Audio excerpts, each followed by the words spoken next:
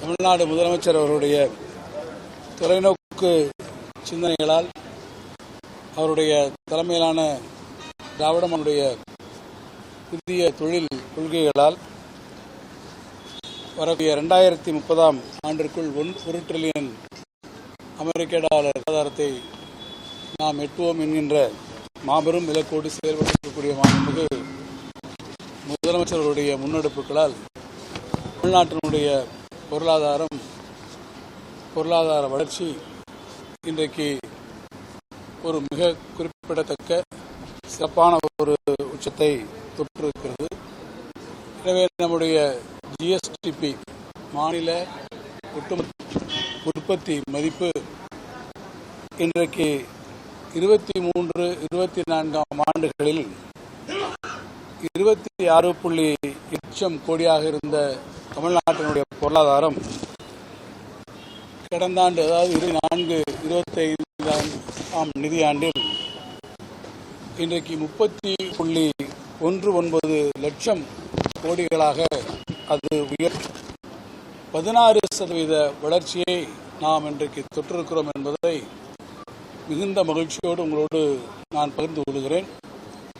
நம்முடைய reserve bank of இந்தியாவுடைய தரவுகளின் வாயிலாக கொடுக்கப்பட்டிருக்கக்கூடிய இந்த வளர்ச்சி விகிதம் நம்முடைய மாண்புமிகு முதலமைச்சருடைய தலைமையிலான தமிழக அரசினுடைய நிதி நிர்வாக மேம்பாட்டிற்கும், நான் தொடக்கத்திலே குறிப்பிட்டதை போல அரசினுடைய சிறப்பான கொள்கைகளுக்கும் கிடைத்திருக்கக்கூடிய மாபெரும் வெற்றியாக நாம் இதை இத்தகைய உயர் வளர்ச்சி விகிதம் என்பது இந்த 3 ஆண்டுகளாகவே அது தொடர்ந்து இருக்கிறது.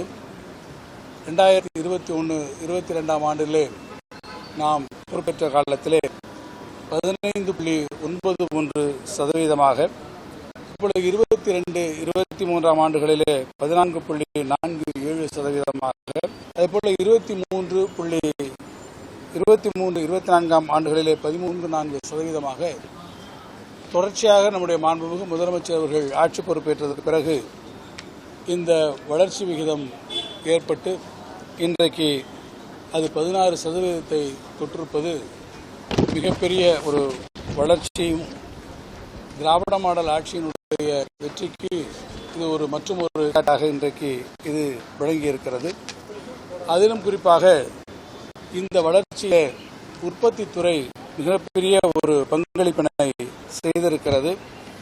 இந்த 4 ஆண்டுகளிலே நீங்கள் பார்ப்பீர்கள் என்று சொன்னால் தமிழ்நாட்டினுடைய இந்த பொருளாதாரம் ஜிஎஸ்டிபியினுடைய வளர்ச்சி என்பது இந்த உற்பத்தி துறையை பொறுத்த மட்டிலே 1.46 லட்சம் கோடியாக இருந்தது, 2 மடங்காக இன்றைக்கு அது பெருகி இருக்கிறது.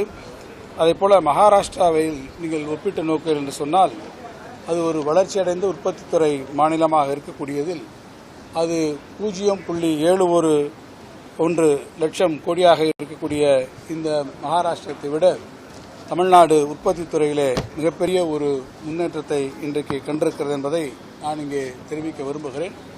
அதற்கு காரணம் தமிழ்நாட்டிலே இன்றைக்கு பார்ப்பீர்கள் என்று சொன்னால் ஏறத்தாழ 40,000க்கும் மேற்பட்டிருக்கக்கூடிய தொழிற்சாலைகள் இருக்கிறது.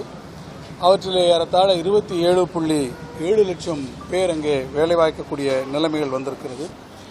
இந்த பொருளாதார வளர்ச்சியில் குறிப்பாக கட்டுமானத்துறை கன்ஸ்ட்ரக்ஷன் செக்டார் என்பதும் இந்த வளர்ச்சிக்கு மிகுந்த அளவிலே உதவி செய்யக்கூடிய வகையில் 23-24 ஆண்டுகளிலே 15.93%, அதேபோல 24-25 ஆண்டுகளிலே 11% என்று அதற்கான பங்களிப்பை தந்திருக்கிறது. அதேபோல சேவைத்துறையை எடுத்துக்கொண்டால், சர்வீஸ் செக்டார் எடுத்துக்கொண்டால் அது தமிழ்நாட்டினுடைய வளர்ச்சியிலே ஏறத்தாழ 53% ஜிபிஏலே அது தன்னுடைய பங்களிப்பை செலுத்தி ரியல் குரோத் என்கின்ற வகையிலே 24-25 ஆண்டுகளில் நம்முடைய சர்வீஸ் செக்டார் 11.3% அளவிற்கு தன்னுடைய பங்களிப்பை தந்திருக்கிறது. குறிப்பாக இந்த $1 டிரில்லியன் எக்கானமியை நாம் எட்ட வேண்டும் என்று சொன்னால் ஏற்றுமதியிலே நாம் மிகப்பெரிய ஒரு முன்னேற்றத்தை நாம் காண வேண்டும்.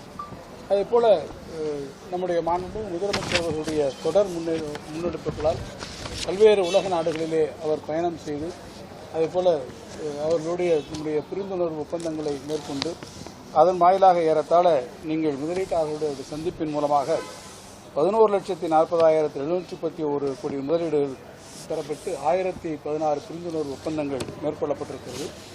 ஏறத்தாழ 34,08,522 இளைஞர்களுக்கு நேரடியாகவும் மறைமுகமாகவும் வேலைவாய்ப்பினை நாம் கொண்டு வந்திருக்கிறோம். ஏற்றுமதியை பொறுத்தமட்டில் அது நம்முடைய $1 trillion எக்கானமியை நாம் பெறுவதற்கு இந்த அடிப்படையாக அமைந்திருக்கக்கூடிய தமிழ்நாட்டினுடைய ஏற்றுமதி சாதனை ஒன்றிய அரசினுடைய நிர்யாத் அமைப்பின் தரவுகளின்படி 2021-22 ஆண்டிலே $1.86 பில்லியன் இருந்தது. 22-23 $5.37 பில்லியன், 23-24 நிதியாண்டில் $9.56 பில்லியன், கடந்த ஆண்டு 24-25 நிதியாண்டில் $14.65 பில்லியன் இந்த மின்னணு பொருள்களுடைய ஏற்றுமதி 3 ஆண்டுகளிலே ஏறத்தாழ 7 மடங்கு அது அதிகரித்திருக்கு. ஏறத்தாழ 700% உயர்ந்திருக்கிறது என்பதை நம்முடைய நிர்யாத் அமைப்பு தெரிவித்திருக்கிறது.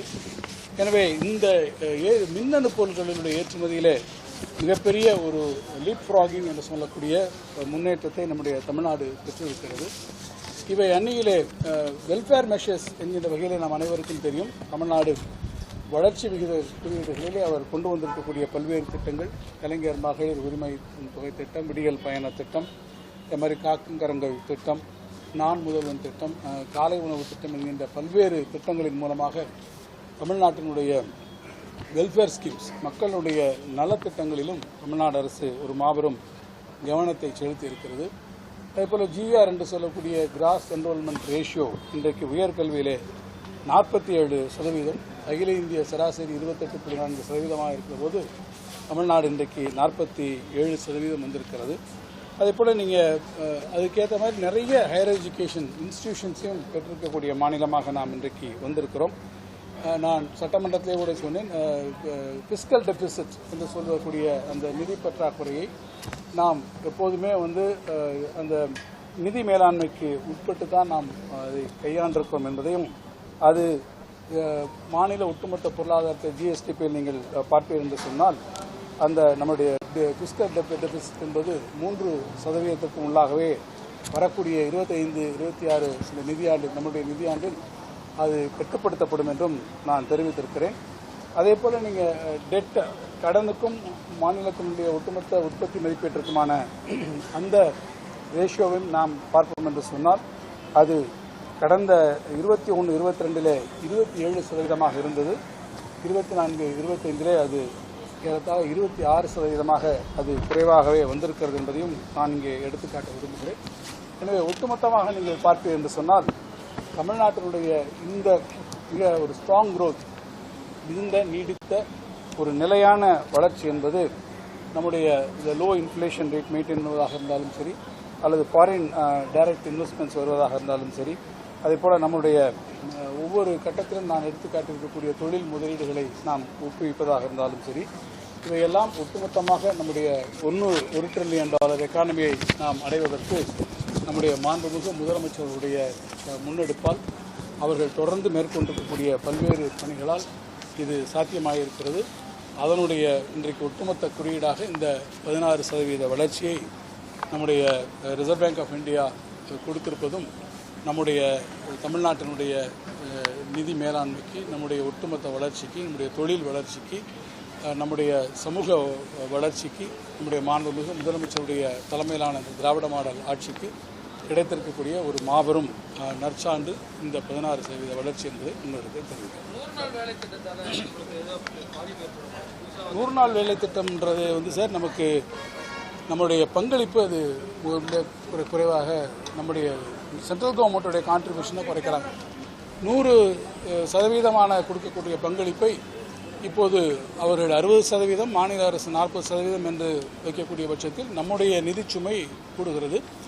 ஏற்கனவே ஒன்றிய அரசாங்கம் கொடுக்கக்கூடிய பல்வேறு திட்டங்களிலே ஒன்றிய அரசனுடைய பங்களிப்பை தொடர்ந்து குறைத்து கொண்டு வருகிறார் என்பதை பல முறை நாங்கள் சொல்லியிருக்கிறோம்.